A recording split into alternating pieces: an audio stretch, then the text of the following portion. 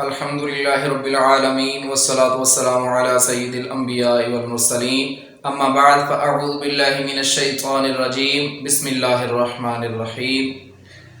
اللہ رب العزت کے کرم و فضل سے ہم قرآن پاک کو تجوید کے اصولوں کے مطابق سیکھنے جا رہے ہیں اور ہم شروع کرنے جا رہے ہیں پورے قرآن پاک کو انشاءاللہ العزیز ہم اس سیریز میں کمپلیٹ کریں گے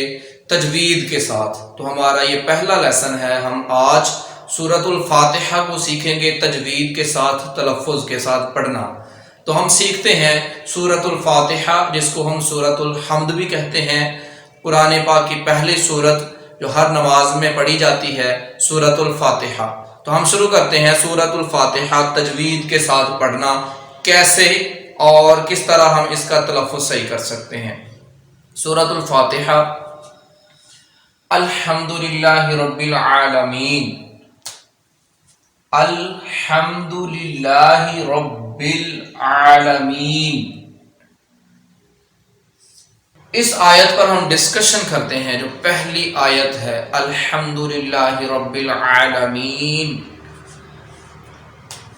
الحمدللہ رب العالمین۔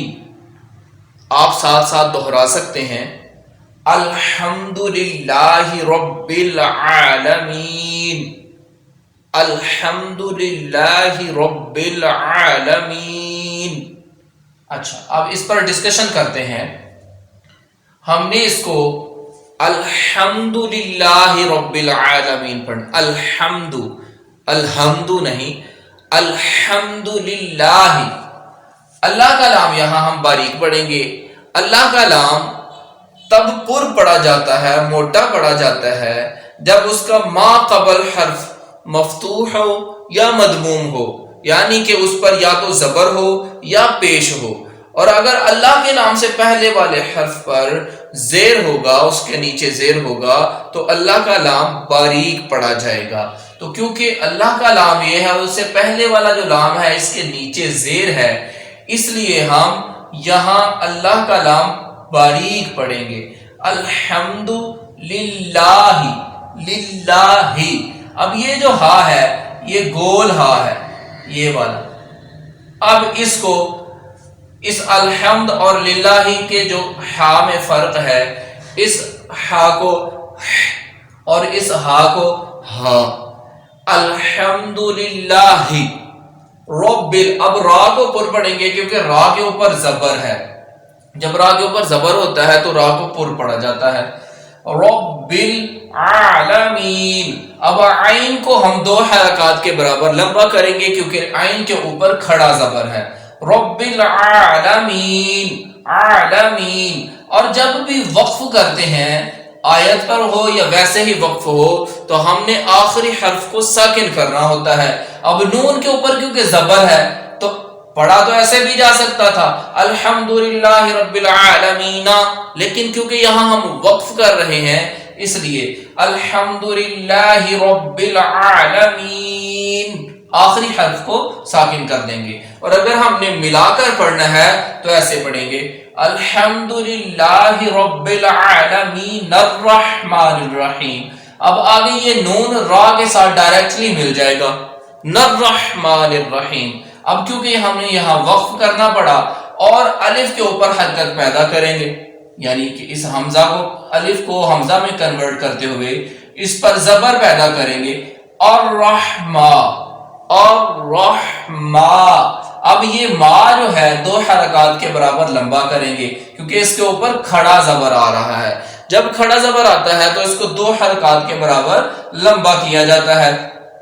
الرحمہ۔ اب یہ ہا پھر وہی الحمد والی ہا ہے، تو اس کو بھی ایسے ہی پروناؤنس کیا جائے گا، الرحمن الرحیم، الرحمن الرحیم، الرحیم، الرحیم۔ اب یہاں بھی کیونکہ وقف کیا جا رہا ہے تو اس لیے اس میم کو بھی ساکن کر دیں گے، اس حرکت کو جزم میں کنورٹ کر دیں گے، الرحمن الرحیم، الحمدللہ رب العالمین، الرحمن الرحیم۔ اب مالکی نہیں پڑھنا، مالکی پڑھنا ہے کیونکہ میم کے اوپر کھڑا زبر ہے، تو مالکی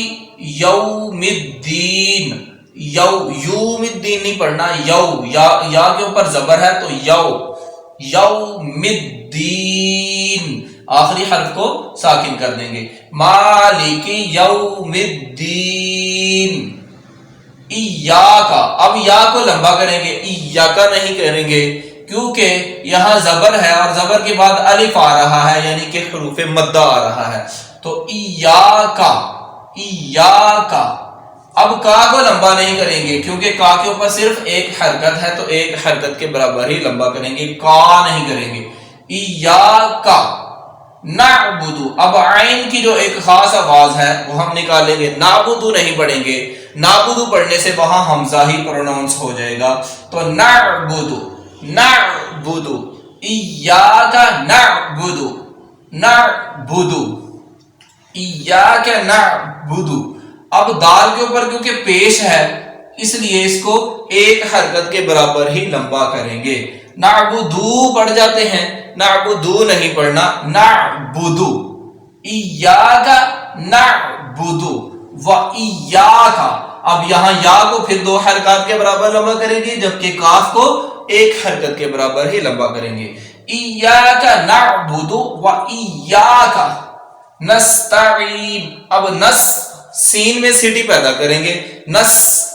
نستعین، تا کو باریک پڑھیں گے، عین کی آواز نکالیں گے، عین،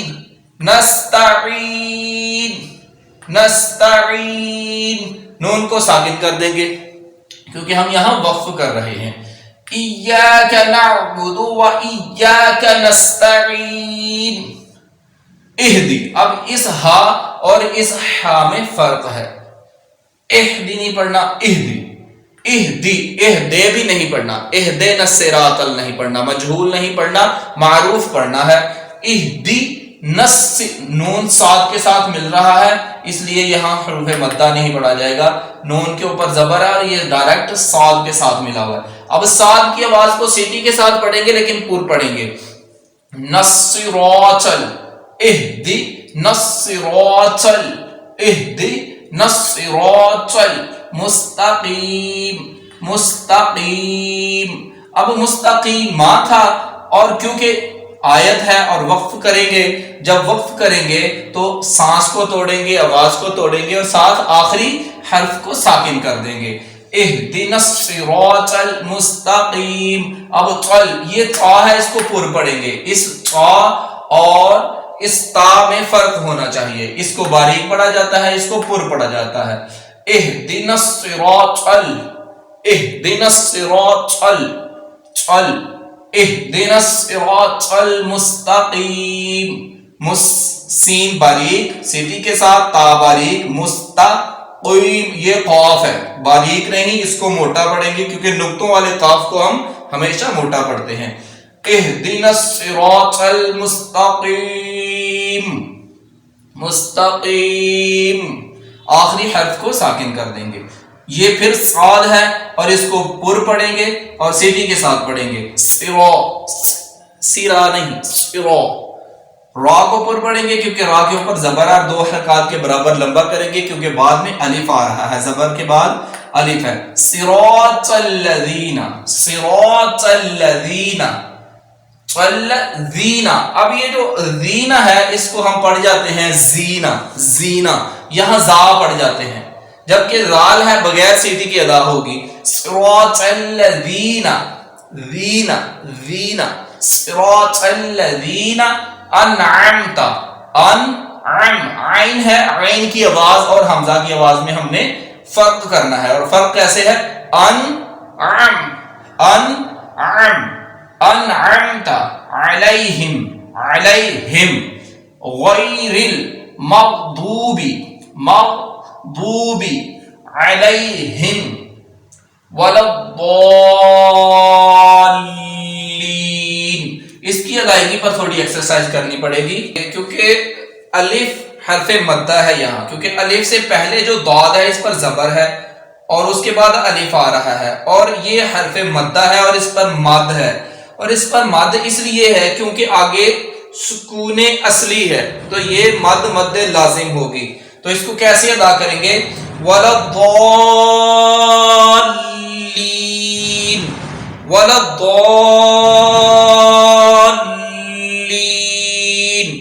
وَلَضَّالِّينَ وَلَضَّالِّينَ علیحدہ علیحدہ نہیں پڑھنا، ہم نے ضاد کو لمبا کرتے جانا ہے اور ساتھ ہی آگے لام کو ملا دینا ہے۔ وَلَضَّالِّينَ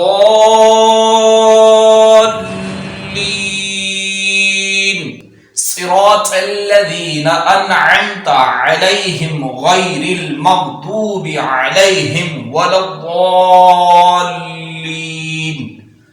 ہم اس کو دہرا لیتے ہیں، یہ تھے اس کا تجوید کے ساتھ پڑھنا، تلفظ کے ساتھ پڑھنا سورۃ الفاتحہ، جس کو ہم سورۃ الحمد بھی کہتے ہیں۔ الحمد للہ رب العالمین الرحمن الرحیم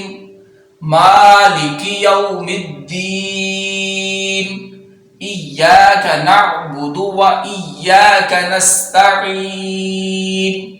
اهدنا الصراط المستقيم صراط الذين أنعمت عليهم غير المغضوب عليهم ولا الضالين۔ تو یہ تھی سورۃ الفاتحہ تجوید کے ساتھ پڑھنا۔ دعا ہے کہ اللہ رب العزت ہمیں سارا قرآن پاک تجوید کے ساتھ سکھانے اور آپ کو سیکھنے کی توفیق عطا فرمائے۔ وما علینا الا البلاغ۔